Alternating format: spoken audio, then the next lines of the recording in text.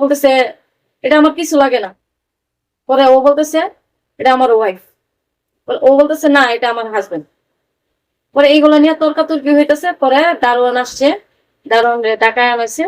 পরে দারোয়ানে সবকিছু ঘটনা বাইঙ্গা বললো যে না, এতদিন তো মনে করেন যে আমি মনে করছি যে ওইটাই ম্যাডামের হাজবেন্ড, এটা নিয়ে সে উড়ানামা করতেছে, টাকা পয়সা পাঠাইতেছে। আমি একদিন জিজ্ঞেস করছি যে টাকা পাঠাই কি আপনারা যে এইভাবে ঘুরেন ফিরেন, চাকরিও করেন না? পরে বললো যে আমার ভাইয়ে পাঠায়, আমার বড় ভাই আছে ওখান থেকে টাকা পাঠায়, আমরা চলাফেরা করি। তো আপনি যে সেটা আমি জানতাম না, আপনি যে হাজবেন্ড সেটা আমি জানতাম না। আর আমি তো মনে করছি এটাই মনে ম্যাডামের হাজবেন্ড।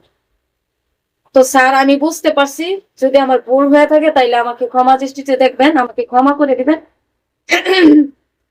আর দর্শক ভাইয়েরা আপুরা, ভাইদের উদ্দেশ্যে বলতেছি, আপনারা যে বিয়ে কইরা বউ রাইখা বাংলাদেশে বাড়িঘর কইরা দিয়া যান, বউ রাইখা বাচ্চা কাচ্চা হওয়ার আগে আপনারা চইলা যান আবার বিদেশে, এটা আপনারা ঠিক করেন না।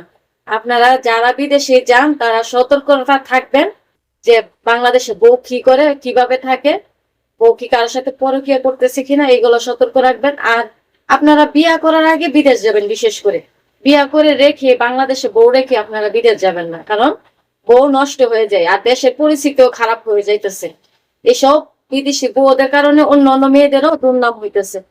তো আপনাদের কাছে যদি আমার গল্পটা ভালো লাগে দর্শক ভাইয়েরা আপুরা, তো আপনারা অবশ্যই বেশি বেশি করে ভিডিওটা শেয়ার করে দিবেন, যাতে ঘরে ঘরে পৌঁছে যায়, ঘরে ঘরে চলে যায়।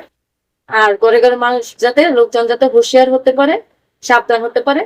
তো আমি আর বেশি কিছু বলবো না, সে অনুযায়ী আপনারা ভালো থাকবেন, সুস্থ থাকবেন। আল্লাহ হাফেজ।